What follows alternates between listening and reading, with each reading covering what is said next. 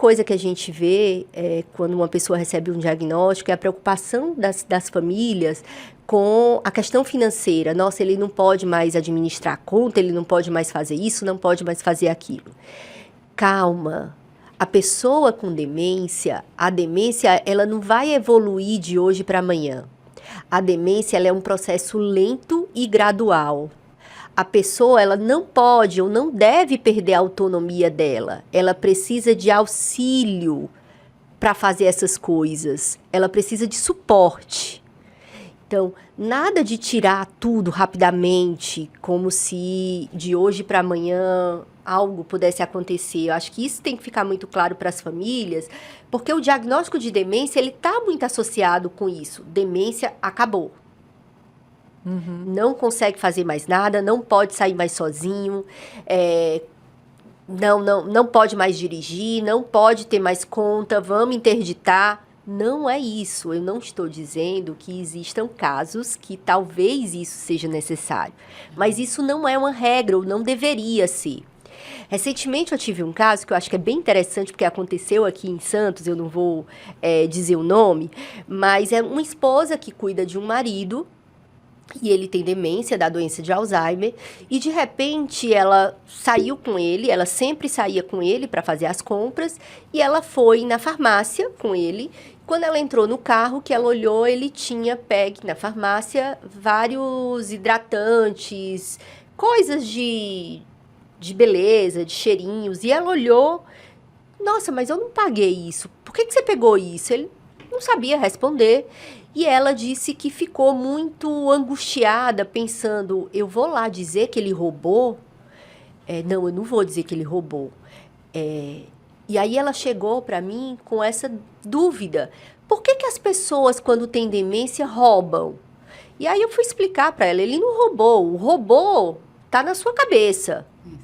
A compreensão dele, na hora de olhar para aquilo tudo, era alguma coisa que ele gostou do cheiro, achou que era interessante, mas não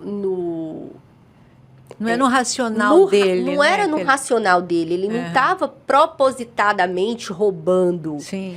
Então a gente precisa olhar para isso diferente. E acho bem interessante quando ela coloca assim, eu não vou mais levar ele para sair. Ele não vai mais sair comigo. E aí eu fiz uma outra conversa com ela, de forma a tentar mudar a lógica. Não é a pessoa com demência que tem que se adaptar ao ambiente. Qualquer que seja esse ambiente, é o ambiente que tem que estar preparado. Então eu perguntei para ela, essa farmácia é uma farmácia que você sempre frequenta com ele? É uma farmácia, as pessoas conhecem. Eu fiquei até com vergonha, fiquei com medo de voltar lá, eles terem visto em câmeras que ele roubou.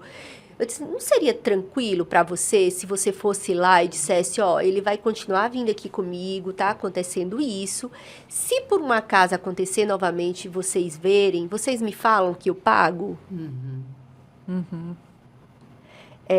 Então, acho que isso traz um novo jeito de olhar para a mesma situação. Sim. Então, excluir essa pessoa dessa possibilidade de inserção e participação social é muito cruel. Isso. Aí você toca num assunto importante que são, assim, os cuidadores, né? A capacitação também, assim, o quanto que os cuidadores têm que estar preparados, porque aí não é só o cuidador que vai fisicamente trabalhar com aquele idoso, né? Por exemplo, trocar uma cama, né? Mas lidar com toda a vida dessa pessoa que está com demência. Então, assim, a capacitação, né, desse cuidador da família, por exemplo, né? Da família. Eu tenho me dedicado, desde o meu doutorado, eu tenho me dedicado a pesquisar e atuar mais diretamente com cuidadores. Eu trabalho muito especificamente com cuidadores familiares, mas eu entendo que existe uma demanda de qualificação também de cuidador profissional muito grande, que a gente também não tem, né? As pessoas têm tido dificuldade, inclusive, para contratar, né, achar empresas sérias ou contratar cuidadores profissionais que sejam qualificados, né, que tenham uma formação para cuidar de pessoas com demência, Porque não basta ser cuidador, ela tem que saber lidar também com a pessoa com demência. Mas voltando para a questão do cuidador familiar, é algo que eu tenho me dedicado a estudar, e um dado que é bem importante da gente trazer, quando a gente fala de envelhecimento e cuidado, é que esse cuidado ele tem sido dedicado em grande parte por mulheres. Né, mulheres que deixam de trabalhar, que muitas vezes se divorciam porque o marido não aceita esse lugar de cuidadora, que abrem mão dos seus projetos para cuidar de pais ou cuidar de marido, porque a gente não tem uma rede de suporte, né? A gente não tem uma política pública voltada para a pessoa com demência, a gente não tem um serviço de referência em demência, a gente tem aqui em Santos o Ambesp, que é o ambulatório de especialidades médicas, que atendem esse público, mas muitas pessoas não sabem como que chegam nesse serviço.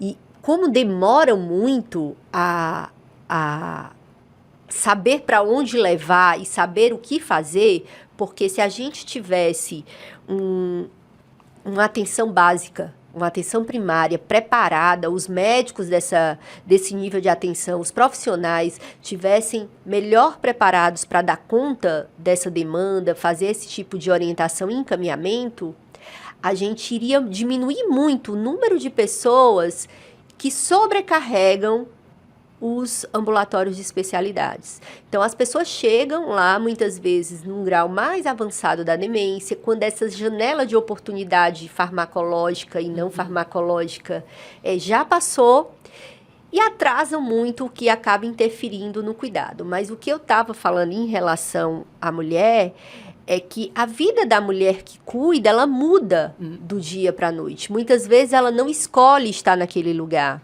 Muitas vezes ela tem filhos, tem famílias que não recebem o suporte, que não recebem o apoio.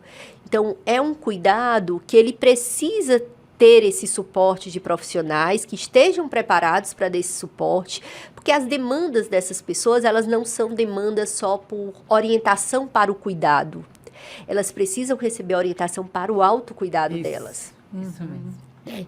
Porque a gente vê que a maioria das mulheres são cuidadoras, grande parte dessas cuidadoras também são pessoas idosas, que também vivenciam, né, o surgimento de algumas doenças crônicas, que acabam deixando de lado esse cuidado, e aí eu estou falando de cuidado e autocuidado, mas eu quero deixar claro que o autocuidado não é apenas o cuidado com a saúde médica, né? Acho que é algo muito maior. Então, esses grupos de apoio, eles são fundamentais para desmistificar o que é demência, para dar esse apoio em relação a essa orientação que essas pessoas precisam, porque é algo que muitas vezes elas nunca fizeram. Tem um impacto emocional, psicológico muito grande, porque a demência, ela traz algumas situações em que as pessoas acham que elas estão perdendo o seu familiar em vida. E eu falo acham porque a gente faz todo um trabalho de mostrar para essas pessoas que o familiar delas ainda está lá, ele não morreu. Porque tem famílias que matam a pessoa antes, né? Então, ele não morreu, ele está lá. Ela tem apenas que aprender um novo jeito de lidar, um novo jeito de olhar. Então, dentro do grupo Mente Aberta, a gente faz todo essa orientação, esse suporte, para que essas pessoas possam, sim, se dedicar ao cuidado, mas que elas também possam olhar para o seu autocuidado. É claro que tem uma fragilidade, que a rede de suporte ela é muito importante e ela não existe. Muitas dessas pessoas, elas podem pagar um cuidador profissional. A gente tem cuidadores que têm 2, 3 cuidadores profissionais revezando esse cuidado. Mas a gente também tem famílias que têm que optar pela institucionalização, porque o custo financeiro do cuidado é muito alto. E a institucionalização, ela também tem um estigma muito, muito grande, porque ela é associada ao abandono. Mas se a gente para refletir com as projeções de crescimento do envelhecimento, até 2050, a baixa fecundidade, quem que vai cuidar da gente? Quem que vai cuidar de mim? Será que os meus filhos, eles vão cuidar de mim? Quem que vai assumir? É minha família ou é o Estado? Será que não sou eu que tenho que me preparar para isso? Acho que da mesma forma, né, a gente está falando do Sindicato dos Bancários, mas eu acho que para todas as profissões a gente precisava pensar em preparar melhor todo mundo para o processo de aposentadoria, para o processo de envelhecimento. Junto com isso, falar a respeito disso, como que você quer envelhecer, onde você quer estar, como que você se organiza financeiramente para isso, emocionalmente também, para lidar com essas quebras desses momentos da vida, né? E é só falando a respeito disso, mas a gente também precisa do apoio do Estado, né? Um maior investimento do Estado para isso. Quando...